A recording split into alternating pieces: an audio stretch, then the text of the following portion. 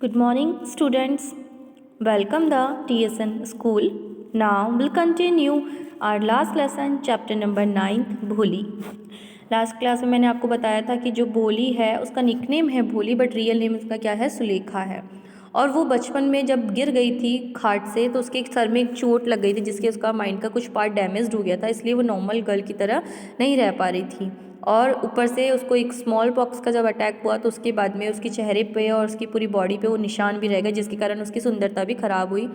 और ऊपर से वो हकलाती थी, मीन्स स्टैमर्ड करके वो बोलती थी, तो इस कारण सब उसका मजाक बनाते थे. तो वो बहुत ज़्यादा मतलब अपने आप को दूर रखती थी सब लोगों से ताकि लोग उसका मजाक ना बनाएं. तो एक उसकी जो बाकी सिस्टर्स थी उनकी मैरिज हो चुकी थी, बट घर वालों को टेंशन थी भोली की कि भोली की शादी कैसे होगी, क्योंकि ये ना सुंदर है और ना इंटेलिजेंट है. अब उसी टाइम स्कूल के गांव के अंदर क्या होता है कि स्कूल खुलता है प्राइमरी, तो तहसीलदार उनसे कहते हैं रामलाल से कि अपनी बेटी को तुम क्या भेजो, स्कूल भेजो. तो इसके लिए जो रामलाल है वो डिसाइड करते कि हाँ भोली को हम क्या करेंगे, स्कूल भेजेंगे. तो वो भोली को अपने साथ स्कूल लेके जाते हैं रेडी कर कर. Now will continue this lesson. New clothes had never been made for Bholi. The old dresses of her sisters were passed away on to her. No one cared to mend or wash her clothes.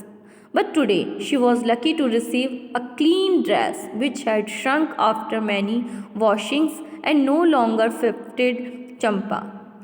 She was even bathed and oil was rubbed into her dry and matted hair. Only then did she begin to believe that she was being taken to a place better than her home. भोली को कभी भी क्या होता था, नए कपड़े नहीं मिलते थे. हमेशा उसको अपनी बहनों की जो पुरानी ड्रेसेस होती थी वही उसे पहनाई जाती थी. और ना मतलब वो पुरानी ड्रेसेस कुछ फटी हुई होती थी या कुछ मतलब कैसी भी होती थी, वो पुरानी ड्रेसेस उसको पहनाई जाती थी. और ना उसके कपड़े ऐसे कोई धोता था. बहुत कम ऐसा होता था कि उसको कुछ ढंग के कपड़े पहनने को मिलते थे.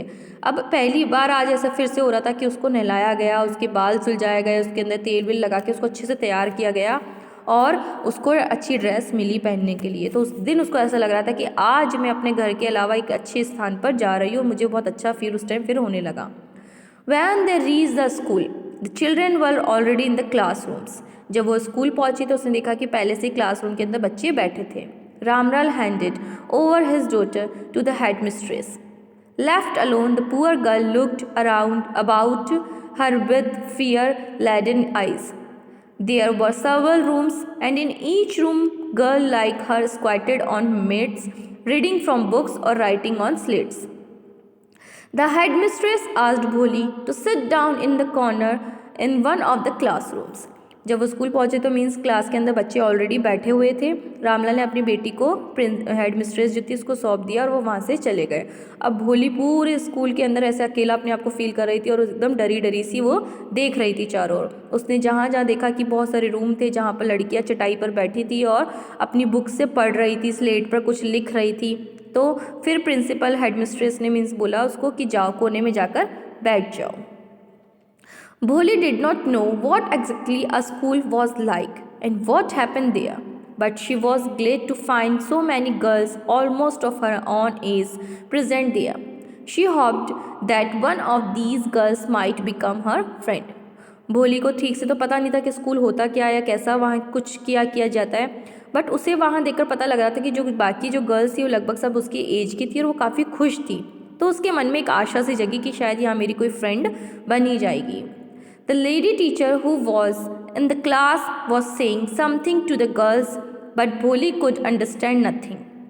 She looked at the picture on the wall. The colors fascinated her.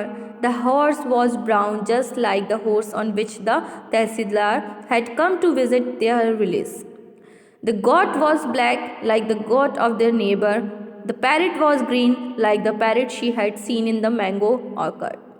And the cow was just like Lakshmi. And suddenly Bholi noticed that the teacher was standing by her side, smiling at her. अब जो teacher class में पढ़ा रही थी वो तो भोली को कुछ समझ में नहीं आ रहा था, बट भोली क्या कर रही थी, जो दीवार पर डायग्राम्स लगे हुए थे उनको वो देख रही थी. उन्हें देखकर उसे समझ में आ रहा था कि जो घोड़ा है वो बिल्कुल घोड़े जैसा दिख रहा है, जैसे तहसीलदार आते हैं उस घोड़े पर वैसा वो दिखाई दे रहा है. बकरी एकदम काली वैसी है जैसे पड़ोसी के पास बकरी होती है। तोता जो था वो तोते जैसा दिख रहा है जो उसको पेड़ पे बैठा हुआ दिखता था। और लक्ष्मी जैसी गाय उसे समझ में आ रही है कि ये क्या है, काऊ है। तो जब वो इन सबको देख रही थी तो अचानक उसने फील किया कि जो टीचर है वो उसके पास आकर खड़ी हो गई है और स्माइल कर रही है। What's your name little one. अब टीचर ने आके उससे पूछा कि तुम्हारा नाम क्या है।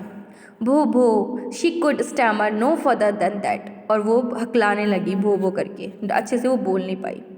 Then she began to cry and tears followed from her eyes in helpless flood. She kept her head down and she sat in her corner, not daring to look up at the girls who she knew were still laughing to her.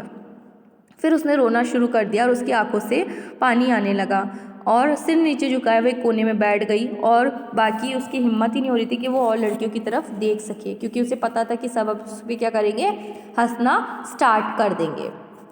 When the school bell rang, all the girls scared out of the classroom, but Bholi dared not leave her corner. Her head still lowered, she kept on sobbing. Bholi. The teacher's voice was so soft and soothing. In all her life, she had never been called like that. It touched her heart. और जब school की घंटी बजी तो सारी लड़कियां फटाफट class से बाहर निकल गई, बट भोली की हिम्मत नहीं हुई कि वो वहाँ से बाहर निकल सके। तो उसने मतलब उससे उठने का साहस ही नहीं हुआ और वो अपना सिर नीचे बैठे हुए करे हुए रोए जा रही थी। उसे काफ़ी बुरा फील हो रहा था। फिर अचानक उसे किसी ने आवाज़ दी भोली, और वो आवाज़ इतनी सॉफ्ट थी और इतनी शांति वाली थी कि उसने आज से पहले कभी उसको ऐसा नहीं फील हुआ कि इतना प्यार से मुझे किसी ने बुलाया हो। तो उसका मतलब उसको सुनकर काफ़ी अच्छा लगा। Get up, said the teacher. It was not a command, but just a friendly suggestion. Bholi got up. Now tell me your name. Teacher ने बड़े प्यार से उससे कहा कि मैं तुम्हें आदेश नहीं दे रही हूँ, मैं तुम्हें फ्रेंडली पूछ रही हूँ, बेटा तुम्हारा नाम क्या है। तो sweat broke out over her whole body. Would her stammering tongue again disgrace her? For the sake of the kind woman, however, she decided to make an effort. She had such a soothing voice. She would not laugh at her. और उसका पूरा पसीने से sir भीग चुका था और फिर उसने धीरे धीरे हकलाना स्टार्ट किया। उसके लग रहा था कि शायद मेरी इंसल्ट ना हो जाए, बट टीचर ने बड़े प्यार से उससे पूछा था तो उससे ये था कि शायद ये मेरे पे हंसेगी भी नहीं और मुझसे ईजिली नाम पूछ रही है। भो भो भो शी बिगैन टू स्टैमर। और फिर से उसने हकलाना स्टार्ट किया। तो टीचर ने बड़े प्यार से पूछा, हाँ पूरा नाम बताओ। Well done the teacher encourage her. Come on now the full name. उसे एनकरेज किया उसको, मतलब काफ़ी प्रोत्साहित किया और पूछा, हाँ बेटा अपना नाम बताओ। भो Bholi. At last she was able to say it and felt relieved as it was a great achievement. और बड़े प्यार से उसने अपना नाम बोला और फाइनली उसे ऐसा लगा कि उसे पूरी राहत मिली है और उसने एक बहुत बड़ा अचीवमेंट मीन्स महान उपलब्धि उसने प्राप्त कर ली है। ऐसा बोल के उसे बहुत अच्छा लगा। Well done. The teacher patted her affectionately and said, Put the fear out of your heart and you will be able to speak like everyone else. और टीचर ने कहा वेरी गुड, बहुत अच्छा बोला। अब तुम अपने मन से और अपने दिमाग से ये डर बेटा निकाल दो।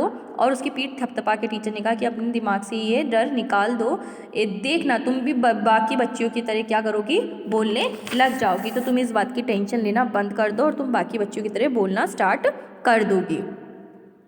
भोली looked up as if to ask really.